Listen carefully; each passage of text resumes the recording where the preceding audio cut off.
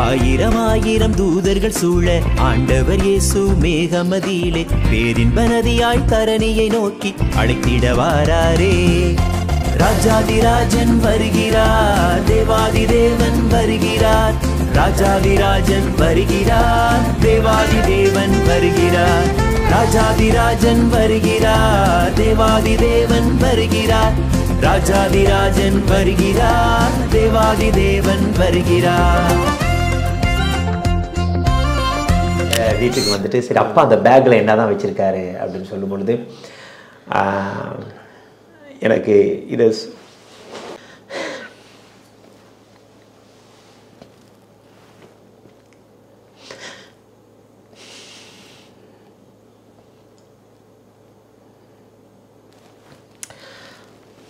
Sorry அந்த நாற்றம் எடுத்து தோல்வியாதியால் அழுகி கொண்டிருக்கிற அந்த குழந்தைய அப்பா எடுத்துக்கிட்டு வீட்டுக்கு கொண்டு வந்துட்டாரு. எங்க வீட்டுக்கு எங்களுடைய பகுதியில் நிறைய ஊழியக்காரங்க சாக ஆரம்பிச்சாங்க. அந்த நேரத்துல யாரும் தொடுவதற்கு கூட அங்க செல்லல. இந்த கொரோனா காலகட்டத்தில் ஊழியக்காரங்க செத்து முடிஞ்சாங்க. அப்ப யாருமே என்ன மனைவி தொட முடியாது, பிள்ளைங்க தொட முடியாது.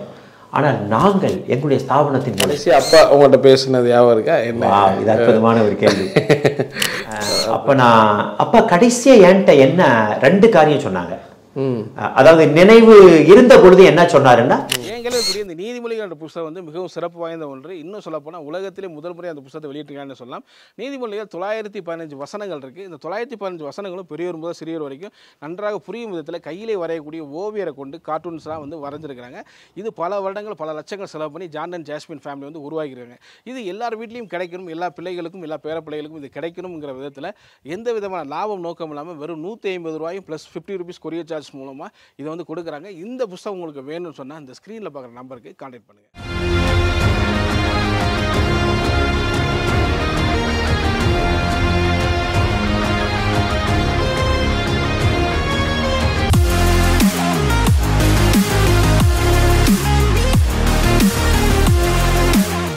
இந்தியாவில் மிஷினரிகள் பணி செய்ய வரும் பொழுது ஒரு கையில சிலுவையை வச்சிருந்தாங்களாம், இன்னொரு கையில துடப்பம் வச்சிருந்தாங்களாம். சிலுவை என்பது நம்முடைய கிறிஸ்தவத்தை குறிக்கிறது, அந்த துடப்பம் என்பது சமூக நல பணியை குறிக்கிறது, சமூகத்திற்காக. அதே போலதான் என்னுடைய தகப்பனாரு கூட ஆரம்ப நாட்கள்ல இருந்தே ஊழியத்துல ஒரு பக்கம் இருந்தாலும் சமூக நல பணிகள்ல அப்பா ரொம்ப அதிக கரிசனையா இருப்பாங்க. இதுல நான் அப்பா வாழ்க்கையில் நடந்த ஒரு சாட்சியை நான் சொல்ல விரும்புறேன். அப்பாவுடைய ஊழியத்தின் ஆரம்ப கட்டத்துல எந்த வசதியுமே இல்லாத பொழுதே அவருக்கு மக்களுக்கு சேவை செய்யணுன்ற எண்ணம் இருந்தது. பிரதர், எங்களுடைய ஆர்ஃபனேஜ் வந்து 77 தான் ஆரம்பிச்சோம். முதல் அனாதை இல்லம் அப்பா 1977 ஆண்டு ஆரம்பிச்சாங்க. எங்களுடைய ஆதரவற்றோர் இல்லத்துல படிச்ச பல பிள்ளைகள் இன்னைக்கு ஆண்டவரால் இந்தியாவெங்கும் ஏன் உலகத்தின் பல நாடுகளில் பயன்படுத்தப்படுகிறார்கள். அதுல ஒரு சாட்சி நான் சொல்ல விரும்புறேன். இந்த ஆர்ஃபனேஜ் ஆரம்பிப்பதற்கு முன்பதாக நடந்த ஒரு சம்பவம். 1973ஆம் ஆண்டு அப்பா ஒரு மருத்துவமனையில பணி செஞ்சிட்டு இருந்தாங்க. அது வந்து பார்ட் டைம் பணியா செஞ்சாங்க. வேலையை ராஜினாமா பண்ணிட்டு பார்ட் டைமா செஞ்சிட்டு இருந்தாங்க. அந்த நேரத்தில் அது ஒரு தொழுநோயாளிகள் மருத்துவமனை.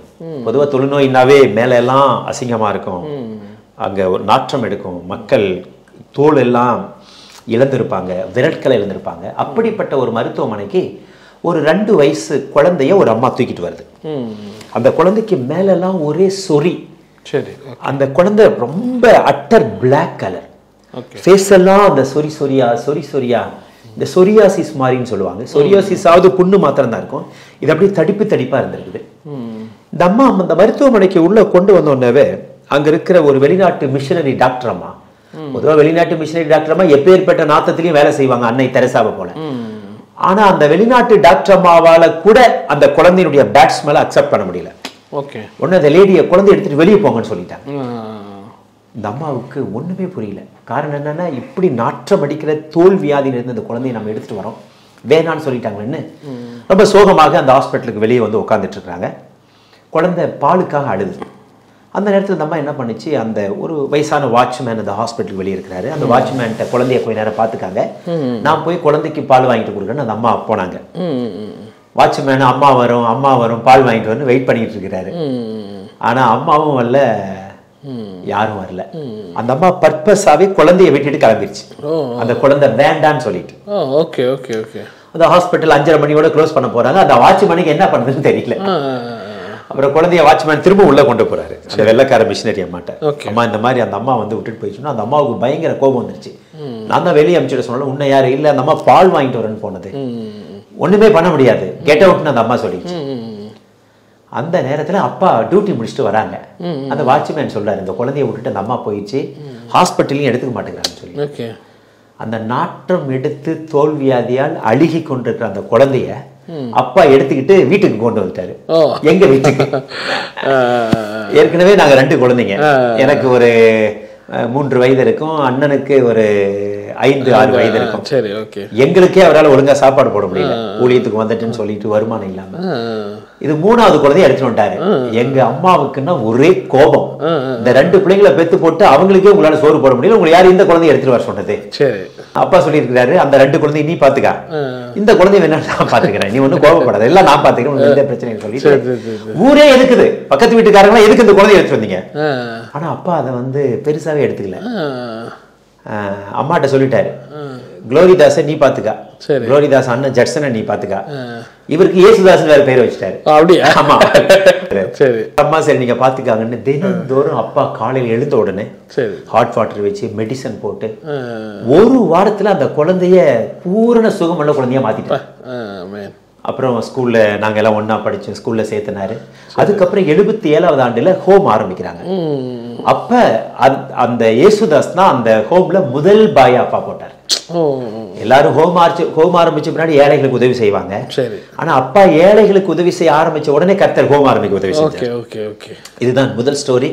இன்றைக்கும் அப்பாவால் எடுத்து வளர்க்கப்பட்ட என்னுடைய அன்பு சகோதரர் ஏசுதாஸ் தமிழகத்துல ஒரு குறிப்பிட்ட மாவட்டத்துல ஒரு அழகான திருச்சபைக்கு போதகரா இருக்கிறாரு. எங்களுக்கு எல்லாம் இந்த ஊழியத்தினுடைய மணிமகுடமா இருக்கிறாரு. அதனால இந்த சாட்சியை நான் சொல்லாம இருக்கவே முடியாது. அதே போல இன்னொரு தொழுநோயாளிகள் இல்லத்திலிருந்து ஒரு குழந்தைய கொண்டு வந்தாங்க, 5 வயசு பையன். இது நடந்து ஒரு 30 ஆண்டுகள் இருக்கலாம். அப்பா அம்மா 2 பேரும் பிச்சை எடுத்துட்டு இருக்காங்க. குழந்தைய வச்சுட்டு பிச்சை எடுக்க முடியல. கடைசியா எங்க ஹோமை பத்தி கேள்விப்பட்டு அப்பாட்ட கொண்டு வந்து குழந்தைய கொடுத்துட்டு போயிட்டாங்க.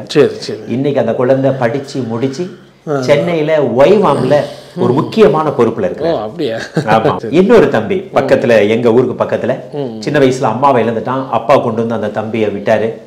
அந்த தம்பி இன்னைக்கு திருநெல்வேலி தூத்துக்குடி மாவட்டத்துல கேம்பஸ் கிறிஸ்டனுடைய மாவட்ட பொறுப்பாளராக இருக்கிறார். இன்னைக்கு இவர்கள் எல்லாரும் தமிழகத்துடைய பல இடத்துல முக்கியமான ஸ்தாபனங்கள்ல பல பொறுப்புகள் இருக்கிறாங்க. இதற்காக நாங்கள் ஆண்டவருக்கு நன்றி பலிகளை நாங்கள் எடுக்கின்றோம். எனவே அதன் பிறகு 4 ஆதரவற்றோர் இல்லங்களை நடத்த கர்த்தர் உதவி செய்தார். அதுல ஒரு ஆதரவற்றோர் இல்ல, நான் ஒரு தொழுநோயாளியை பத்தி சொன்னேன்ல, அப்பாவால ட்ரீட்மெண்ட் எடுத்து அவருடைய ப்ராப்பர்ட்டி அப்பா கொடுத்தாரு. அந்த இடத்துல ஒரு ஆதரவற்றோர் இல்லம். ஆனால் ஒரு சில காரணங்களால் கோவிட்டுக்கு அப்புறம் எங்களால் இந்த ஆதரவற்றோர் இல்லத்தை நடத்த முடியல. 2வது இப்ப அரசாங்கத்திலிருந்து நிறைய கெடுபிடிகள், அவங்க கேட்கிற அளவுக்கு அந்த ஸ்டாண்டர்டுக்கு எங்களால கொண்டு வர முடியல. ஆனாலும் கூட நிறைய ஏழை குழந்தைகளுக்கு அவரவர்கள் இல்லத்திலே வைத்து எங்களால் முடிந்த உதவிகளை இன்றைக்கும் செய்து கொண்டு வருகின்றோம். இது எங்களுடைய சிறுவர் பணியினுடைய ஒரு ப்ராஜெக்ட். அடுத்தபடியாக அப்பா மருத்துவமனையிலிருந்து வெளிவந்தாலும் அவருக்கு மருத்துவ சேவையில ரொம்ப ஆர்வம் இருந்தது. எனவே ஒரு அழகான மருத்துவமனையை கட்டுவதற்கு கர்த்தர் உதவி செய்தார். அந்த மருத்துவமனையின் தொடர்ச்சியாக என்னுடைய துணைவியார் மிஸ்பா மருத்துவமனை என்றதான ஒரு புதிய மருத்துவமனையை கட்டி அதன் வழியாக அநேகருக்கு நாங்கள் உதவி செய்து கொண்டு வருகிறோம். எங்களுடைய ஸ்தாபனத்தில் நர்சிங் பயிற்சி நடக்கிறது. இந்த நர்சிங் பயிற்சி 2 இடத்துல நாங்கள் நடத்துகின்றோம். நிறைய ஏழை மாணவிகள் எங்களுடைய நர்சிங் ட்ரைனிங்களை படித்து இப்பொழுது வெளிநாடுகளில் கூட அபுதாபி, துபாய் போன்ற நாடுகளில் அவர்கள் பணி செய்து கொண்டிருக்கிறார்கள். அதே போலவே ஏறக்குறைய 600 தொழுநோயாளிகள் மத்தியில் வேலை செய்யறோம். நீங்க பாத்தீங்கன்னா தொழுநோயாளிகளுக்கு வந்து கவர்மெண்ட் அங்கங்க ஹோம் மாதிரி கட்டி கொடுத்துருக்காங்க, பார்த்திருக்கீங்களா? அங்கங்க சின்ன ஹோம் இருக்கும், அதுல லெப்ரசி பீப்புள் இருப்பாங்க. பட் அவங்களுக்கு நிறைய தேவைகள் இருக்கும். எல்லா தேவைகளையும் அரசாங்கம் சந்திக்க முடியாது அல்லவா? எனவே எங்களுடைய மருத்துவ குழுவினர் அங்கே சென்று அவருடைய என்ன தேவைகள் இருக்குதோ அதை நாங்க பூர்த்தி செய்யறோம். அவருடைய திறமைகளுக்கு ஏற்றாற் போல பயிற்சி கொடுத்து அந்த பயிற்சிக்குரிய உபகரணங்களை கொடுத்து அவங்களுக்கு வாழ்க்கை கொடுத்துட்டு இருக்கிறோம். உதாரணத்திற்கு இப்போ ஒரு தொழுநோயாளி வந்து தைக்க முடியும்னு சொன்னா டெய்லரிங் பயிற்சி கொடுத்து ஒரு மிஷின் அவங்க கையில கொடுத்துறோம். இன்னொரு தொழுநோயாளியால 2 ஆடு மேய்க்க முடியும்னு சொன்னா ஒரு ஆண் ஆடு பெண் ஆடு வாங்கி கொடுக்குறோம். தொழுநோயாளிகள் மத்தியில பல்வேறு பணிகளை செய்வதற்கு கர்த்தர் எங்களுக்கு உதவி செய்து கொண்டு வருகிறார். அது மாத்திரமல்லாமல் திருநங்கைகள் மத்தியில நிறைய பணி செய்யும். ஆமா, எங்களுடைய சேலம் மாவட்டத்தில் நிறைய திருநங்கைகள் இருக்காங்க. குறிப்பா என்னுடைய துணைவியார் வந்து ஒரு ப்ராஜெக்ட்ல ஒர்க் பண்ணாங்க. ஒரு 20 ஆண்டுகளுக்கு முன்பதாக. எனவே அந்த ப்ராஜெக்ட் நின்றுச்சு. பட் அவங்களுக்கு திருநங்கைகள் மத்தியில ஒரு ஆர்வம் இருந்தது. எனவே அந்த பணி தொடர்ந்து நடந்து கொண்டிருக்கிறது. அவர்களுக்கு மருத்துவ சேவைகளை செய்து கொண்டிருக்கின்றோம். அவர்கள் தங்கி இருக்கின்ற பகுதிகளுக்கு சென்று அவர்களுக்கு பொதுவான தேவைகள், உதாரணத்திற்கு சமீப காலத்தில் டாய்லெட் இல்லாமல் ரொம்ப சிரமப்பட்டாங்க. எங்கள் இயக்கத்தின் மூலமாக அவங்க தங்கி இருக்கின்ற ஒரு பகுதியில் அதை செய்வதற்கு கர்த்தர் எங்களுக்கு உதவி செய்தார். அவங்களுடைய என்ன தேவை, மருத்துவ தேவைகள் இருந்தால் அதை நாங்கள் சந்தித்துக் கொண்டிருக்கின்றோம். திருநங்கைகள் மத்தியிலே பல்வேறு பணிகளை செய்வதற்குரிய வாய்ப்பை கர்த்தர் எங்களுக்கு கொடுத்தார்.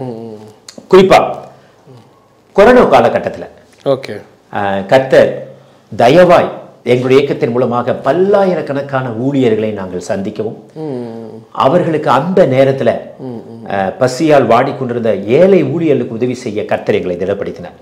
பொதுவாக சுயாதீன ஊழியர்கள் பார்த்தீங்கன்னா ஆலயம் நடந்தாதான் அந்த காணிக்கையில் தான் அவங்க வாழ்க்கையே ஓடும்.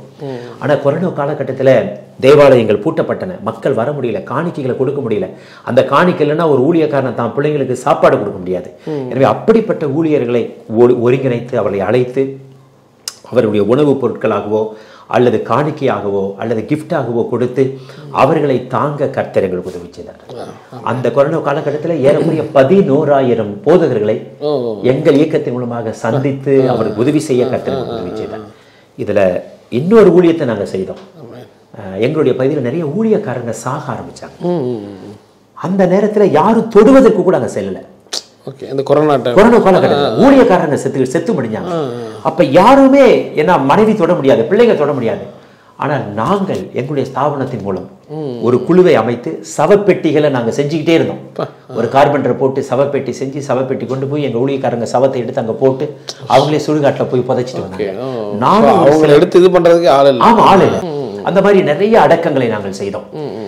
ஆனால் அதுல ஒரு சவப்பெட்டி என்னுடைய தகப்பனாருக்கு போகும் நான் நினைக்கவே இல்லை. அந்த காலகட்டத்தில் தான் அப்பா உடல்நிலை பாதிக்கப்பட்டு 2021ஆம் ஆண்டு ஜூன் 6ஆம் தேதி மாலை 6 மணிக்கு இந்த மண்ணுலகை விட்டு விண்ணுலகம் சென்றார்கள். ஒரு குறிப்பிட்ட சவப்பெட்டியை நான் கார்பெண்டர்கிட்ட சொல்றேன், கார்பெண்டர் இன்னொரு சவப்பெட்டி செஞ்சு வச்சிருங்கன்னு சொல்றேன்.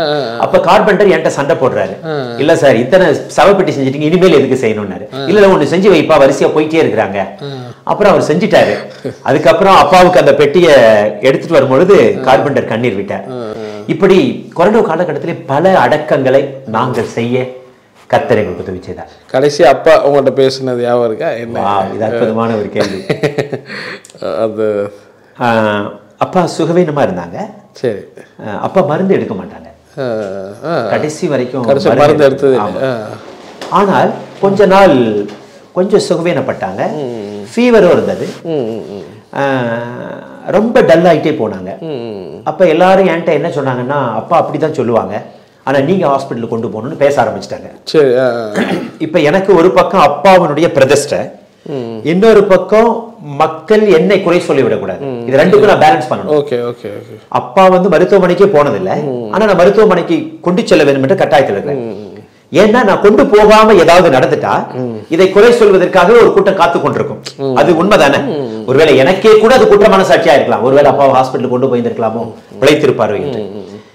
ஒரு நாள் வெள்ளிக்கிழமை ஜூன் 4ஆம் தேதி காலை 10:30 மணிக்கு அப்பாவுடைய அறைக்கு நான் செல்லுகிறேன். அப்பா ஹாஸ்பிட்டலுக்கு போலான்னு நான் சொல்றேன். அப்பா என்கிட்ட சொன்னது, க்ளோரி பணத்தை வேஸ்ட் பண்ணாத, எனக்கு நான் நல்லா தான் இருக்கிறேன், எனக்கு மருத்துவமனைக்கு போக வேணான்னு சொன்னாரு. ஆனாலும் கூட எங்களுக்கு ஒரு அப்பாவுக்கு எதுவும் நடந்துடக்கூடாதுன்னு சொல்லி நாங்க கம்பல் பண்ணி ஜிப்பாவை நாங்களே மாட்டி விட்டு, ஆமாம் அவர் போடவே மாட்டேன்ட்டாரு. அப்புறம் ரூம் எல்லாம் பூட்டிட்டு நாங்க வெளிவரோம். வெளிவரும்பொழுது ஒரு பேக் எடுக்க போறாரு. பொதுவா ஒரு பேக் வச்சிருப்பாரு, அது பைபிள் பேக் தான். அப்ப நான் சொல்றேன், அப்பா எதுக்கு பேக், எதுக்கு போறீங்க? இல்ல பைபிள் பேக் எடுக்கணும்னு சொன்னாரு. எனக்கு இன்னமும் அந்த காட்சி, அவரால் பைபிள் படிக்கவும் முடியாது, அந்த சூழ்நிலையில் இல்ல. ஆனா அந்த மருத்துவமனைக்கு கடைசி தெருவாயில வரும்போது கூட அந்த பைபிள் பேக் இல்லாம அவர் வரல. பைபிள் பேக் எடுத்துக்கிட்டாரு. மருத்துவமனைக்கு நாங்க போனோம். அட்மிஷன் போட்டுட்டு ஏறக்குறைய ஒரு 11:30 மணிக்கு தான் நாங்க ஹாஸ்பிட்டல் இருந்து வெளியே வரோம். அப்ப எனக்குள்ளார ஒரு இது, அப்பாட்ட பேக் இருக்க வேண்டாம். அப்பாவோட பல ஆண்டுகள் இருந்திருக்கிறோம். ஒரு நாளும் அப்பா பேக்கை நாங்க வாங்கினதில்ல. அப்பா ஏன்னா அப்பா ஸ்ட்ரிக்டா இருப்பாங்க, அந்த பேக்கை நாங்க ஓபன் பண்ணதில்ல, அதுல என்ன இருக்கு. ஆனா அன்னைக்கு அப்பாட்ட பேக் கேட்டு நான் வாங்கிட்டு வந்துட்டேன். சரி. ஆனா அதுதான் நிரந்தரமா அந்த பேக் என் கையில இருக்குன்னு நான் நினைக்கல. அப்பாவும் அன்னைக்கு அதை கொடுத்துட்டாரு கடைசியா. ஏன்னா 11:30க்கு மேல கோவிட்னால அந்த கோவிட் டைம் இருக்கனால யாரும் உள்ள இருக்க. அப்புறம் அதை நான் எடுத்துட்டு வந்துட்டேன். அதை நான் ஓபன் பண்ணல. ஏன்னா அப்பா இருக்கிறாங்க, அப்பாவுக்கு தெரியாம அதை ஓபன் பண்ணக்கூடாது. அப்பா கடைசியா என்கிட்ட என்ன 2 காரியம் சொன்னாங்க. அதாவது நினைவு இருந்த பொழுது என்ன சொன்னாருன்னா, எனக்காக ஜெபம் பண்ணாங்க. என்னுடைய பர்த்டே 20ஆம் தேதி, ஜூன் 20. ஆனா அப்பா எனக்கு ஜூன் 2ஆம் தேதி ஜெபம் பண்றாங்க. என்னுடைய பிறந்த நாளுக்காக. நானும் அவங்களை ஜெபிக்க சொல்றேன். அந்த ஜெப நேரத்துல என்னை ஆசீர்வதிச்சு ஜெபிச்சாங்க. இந்த ஊழியத்துல, இந்த பாதையில நிறைய சிரமங்கள் கஷ்டங்கள் இருக்கும் மகனுக்கு, ஆண்டவரே அது எல்லாவற்றையும் தாங்கக்கூடிய சக்தி அவனுக்கு தாருன்னு தான் அப்பா ஜெபம் பண்ணாங்க. அதுதான் அவர் நினைவோடு எனக்கு ஜெபித்த ஜெபம். அந்த ஜெபத்தையும் நான் வீடியோ எடுத்து வச்சிருக்கிறேன். எனக்குள்ளேயும் ஒருவேளை அப்பா விரைவாக ஆண்டவருடைய ராஜ்யத்துக்கு போவாரோன்னு ஒரு எண்ணம் இருந்தது. அந்த ஜெபத்தை நான் தான் ஜெபம் பண்ணி சொல்லி கேட்கிறேன். அப்ப அப்பாவும் கேட்கிறாரு, ஜூன் 20ஆம் தேதி தானே உனக்கு பிறந்த நாள், எதுக்கு இப்ப ஜெபம் பண்ண சொல்றேன்னு கேட்கிறேன். என் பையன் வீடியோ எடுத்துட்டு இருக்காரு, 2வது பையன். அவனும் கேட்கிறான், அப்பா 20ஆம் தேதி தானே பர்த்டே, ஏன் தாத்தா இப்ப ஜெபம் பண்ண சொல்றீங்க? ஆனா இவங்க 2 பேர்த்திட்டு என்னுடைய உள்ளத்தை நான் சொல்ல முடியாது. ஏன்னா அப்பா அது இருக்க மாட்டாரோன்னு எனக்கு ஒரு எண்ணம் இருந்தனால அப்பா அவர் தெளிவான சிந்தனையில அப்பா அந்த ஜெபத்தை செஞ்சாங்க. அந்த ஜெபம் தான் அவர் தெளிவோட செஞ்சது. அதுக்கப்புறம் உடல்நிலை சரியில்லாம போயிட்டாரு. மருத்துவமனையில அட்மிஷன் போட்டு வரும்பொழுது என்கிட்ட ஒரு வார்த்தை சொன்னாரு, க்ளோரி சேலம் ஃபேர்லேண்ட்ஸ்ல ஒரு இடம் இருக்கு, அந்த இடத்தை என்ன செய்ய போறேன்னு கேட்டாரு. ஆக்சுவலா ஃபேர்லேண்ட்ஸ்ல இடமே இல்ல. ஆனா அதுதான் அப்பா என்கிட்ட கடைசியா சொன்னது. ஃபேர்லேண்ட்ஸ்ல ஒரு இடம் இருக்கு, நீங்க சொன்னதால நினைவு. அதனால ஃபேர்லேண்ட்ஸ்ன்றது நிறைய ரிச் பீப்புள் வாழ்கின்ற ஒரு இடம். ஆண்டவர் ஃபியூச்சர்ல அங்க ஏதாவது ஒரு பெரிய இடத்தை தர போறாரு இல்ல. அப்பா என்கிட்ட அதான். அப்ப நான் கேட்கிறேன், அப்பா ஃபேர்லேண்ட்ஸ் நமக்கு இடமே இல்லையேப்பா, என்ன அதை சொல்றீங்க அப்படின்னு அமைதியாயிட்டாரு. இதெல்லாம் சொல்லிட்டு அட்மிஷன் போட்டுட்டு அப்பா பேக் எடுத்துட்டு நான் வந்துட்டேன். அதுக்கப்புறம் நாங்க போறப்பெல்லாவே ட்ரீட்மெண்ட்ல தான் இருந்தாரு. எங்களால தெளிவா பேச முடியல. அப்புறம் ஞாயிற்றுக்கிழமை ஜூன் 6ஆம் தேதி மாலை 6 மணிக்கு கர்த்தருடைய ராஜ்யத்துக்கு அப்பா போயிட்டாரு. அவரு அப்பாவுடைய அந்த செய்தி கேட்ட பிறகு நாங்க என்னுடைய பிள்ளைங்க இடத்துல சொல்லுவேன், தாத்தா செத்த பின்னாடி தாத்தாவுடைய அந்த அடக்க ஆராதனை எப்படி நடத்தணும்னு பேசிக்கிட்டு இருப்போம் பிள்ளைகளோட. எப்படியும் ஒரு 5000 பேர் வருவாங்க. 2 நாள் நாம வச்சிருக்க வேண்டியது இருக்கும். தாத்தாவுடைய அடக்கம் மிக பிரம்மாண்டமா நடக்கணும்ட்டு என்னுடைய பிள்ளைகளோட நான் அடிக்கடி பேசுவேன். ஆனால் அப்பா வந்து ரொம்ப எளிமையா தான் இருப்பாங்க, எல்லாமே ரொம்ப எளிமையா இருப்பாங்க. அதனாலயே என்னவோ தெரியல, அந்த அடக்கமும் ரொம்ப எளிமையாவே போயிடுச்சு. 6 மணிக்கு கோவிட் கொரோனா டைம்ன்றதுனால நாங்க இமிடியேட்டா அப்பா உடல் ஆலயத்துல கொண்டு வந்து 10 மணிக்குள்ள அப்பாவை நாங்க பரியல் செய்ய வேண்டிய சூழ்நிலை. வெறுமனே குடும்ப நண்பர்களும் நாங்களும் மாத்திரம் இருந்து அந்த அடக்கத்தை செய்ய கர்த்தர் எங்களுக்கு உதவி செஞ்சாரு. அவர் ஆரம்ப வாழ்க்கை எப்படி எளிமையா இருந்ததோ அந்த அடக்கம் ரொம்ப டாம்பிகமா இருக்கணும்னு நாங்க நினைச்சோம். ஆனா எங்க விருப்பத்தை விட கர்த்தர் அப்பாவுடைய விருப்பத்தை தான் நிறைவேற்றினாரு. அவர் ஒருவேளை அப்படி நடந்திருந்தா அதை வந்து சந்தோஷப்பட்டிருக்க மாட்டாரு. ரொம்ப எளிமையான அடக்கமா தான் இருந்தது. எல்லாத்தையும் முடிச்சுட்டு ரொம்ப ஆசையா அப்பாவுடைய பேக் அன்னைக்கு நான் திறக்கிறேன் என் வாழ்க்கையில. எல்லாம் முடிச்சுட்டு இரவு நேரத்துல வீட்டுக்கு வந்துட்டு, சரி அப்பா அந்த பேக்ல என்னதான் வச்சிருக்காரு அப்படின்னு சொல்லும் பொழுது எனக்கு இது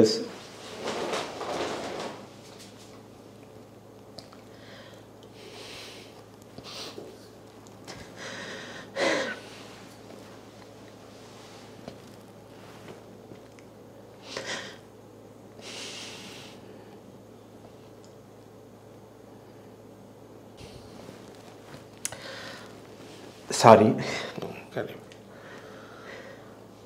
இவ்வளவு நாட்கள் அப்பா இந்த புள்ளியத்தில் இருந்தாலும்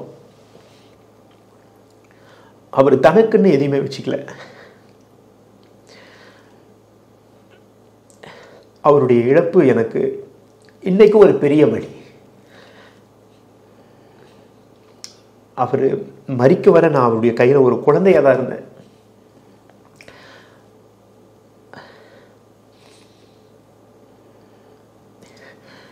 அப்பாவுடைய அடக்கத்தெல்லாம் முடிச்சுட்டு வீட்டுக்கு வரேன். வீட்டுக்கு வந்துட்டு அன்னைக்கு தான் அந்த பேக்கை நான் திறக்கிறேன். நாங்கள் குழந்தையிலிருந்து அவருடைய அறை கூட ஒரு பிரதம மந்திரி அறை மாதிரி தான் வச்சிருப்பாரு. யாரும் நாங்கள் நுழைய முடியாது குழந்தைங்க. அவ்வளவு ஸ்ட்ரிக்டாக இருப்பார். அவருக்குன்னு ஒரு டிசிப்ளைன் வச்சுருப்பார். அப்பா மரணத்துக்கு பிறகு அந்த பேக்கை நான் திறக்கிறேன். அப்பா என்ன தான் உள்ளே வச்சுருக்குறாங்கன்னு அந்த பேக்கில் ஒரு மூடி இல்லாத பேனா வச்சுருந்தாங்க. அந்த பேனாவுக்கு மூடி கூட இல்லை. ஒரு பழைய வேதாகம் இருந்தது. அந்த பேக்கில் ஒரு ஜிப்பு கூட இல்லை. அவருடைய அறையனுடைய சாவி இருந்தது. சில்லறை காசு 6 ரூபாய் அப்பா வச்சுருந்தாங்க. வேறு எதுவுமே அந்த பேக்கில் இல்லை. என்னுடைய கண்ணீருக்கு காரணம் என்னென்னா, கடைசி வரைக்கும் ரொம்ப எளிமையாக வாழ்ந்தார்.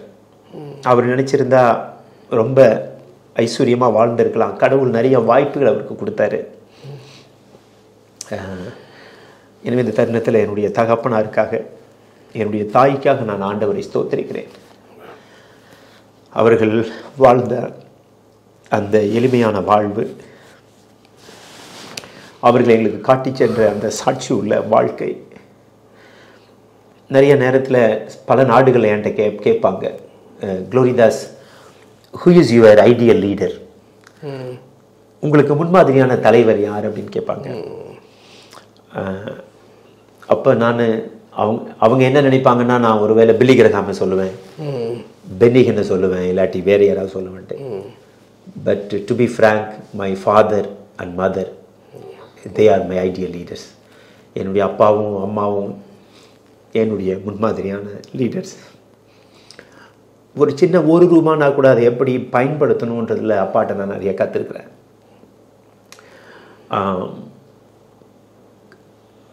ஆண்டவருடைய பிள்ளைகளை, புறக்கணிக்கப்பட்டவங்களை நாம் எப்படி அன்பு கூறணுன்றதை நான் அவங்கள்ட்ட கற்றுருக்கிறேன். கர்த்தர் நமக்கு கொடுக்குற வாய்ப்புகளை, கொஞ்சம் பணமாக இருந்தாலும் அதை எப்படி செலவழிக்கணுன்றதை நான் அவங்கள்ட்ட கற்றுருக்கிறேன். எனவே அவருடைய வாழ்க்கை, அவருடைய சாட்சிகள் ஒவ்வொன்றும் எனக்கு மாத்திரமல்ல, எங்களை போன்ற பல ஊழியர்களுக்கு அது மிகுந்த உற்சாகமாக இருந்தது என்பதிலே எந்த விதமான சந்தேகமும் இல்லை. அப்பா உங்கள்கிட்ட சொன்ன கடைசி வார்த்தை என்னன்னு கேட்டீங்க. அது இதையெல்லாம் சொல்வதற்கு எனக்கு பேருதவியாக இருந்தது. ஆனால் அப்பா நிறைய என்கிட்ட பேசுவாங்க. Okay okay. ஏன்னா நான் நிர்வாக ரீதியாக அப்பாவோட இணைக்கப்பட்டதுனால ஒவ்வொன்றும் நான் அவரோட கலந்தாலோசிக்க வேண்டிய சூழ்நிலை. ஏதாவது நான் பார்க்க போனேன்னா, உட்காரு அப்படின்னு சொல்லுவார் ஃபர்ஸ்ட்டு. நான் அவசரமாக இருப்பேன். உட்காருன்னு சொல்லிட்டு இதை இப்படி செய்யணும், இதை இப்படி செய்யணும்னு அதை ஒவ்வொன்றா சொல்லுவார். என்னுடைய கல்லூரி நாட்களில் ஒரு 20 ரூபா வாங்கிட்டு போனால் கூட அந்த 20 ரூபாய்க்கு சாயங்காலம் வந்து நான் அக்கௌண்ட்ஸ் கொடுக்கணும் அப்பாவுக்கு. இது என்ன செஞ்ச, இதை எப்படி செலவழிச்சு, அதை எழுதி சைன் பண்ணி கொடுக்கணும். அந்த மாதிரி தான் வளர்க்கப்பட்டேன். அப்போ அடிக்கடி ஒரு வார்த்தை என்கிட்ட சொல்லுவாங்க, க்ளோரி, ஆற்று நிறைய தண்ணி போனாலும் நாய் நக்கி தான் குடிக்கும். நமக்கு ஆண்டவர் எவ்வளவு வசதிகளை கொடுத்தாலும், எவ்வளவு பொருளாதாரத்தை கொடுத்தாலும் நாம் அது மாதிரி தான் செலவு பண்ணணும். கஷ்டமான காலத்தில் எப்படி வாழ்ந்தோமோ அதே வாழ்க்கை ஸ்டைல் தான் கடைசி வரைக்கும் இருக்கணும் அப்படின்னு சொல்லுவேன். பட் இதை நான் மேக்சிமம் பின்பற்ற விரும்புகின்றேன். பின்பற்றி கொண்டு நான் வருகின்றேன். என்னுடைய பிள்ளைகளுக்கும் அதை நான் நிறையா டீச் பண்ணுறேன். என்னுடைய 2 பிள்ளைகளும் அவங்க தாத்தா மேலே ரொம்ப ரொம்ப அன்பாக இருப்பாங்க.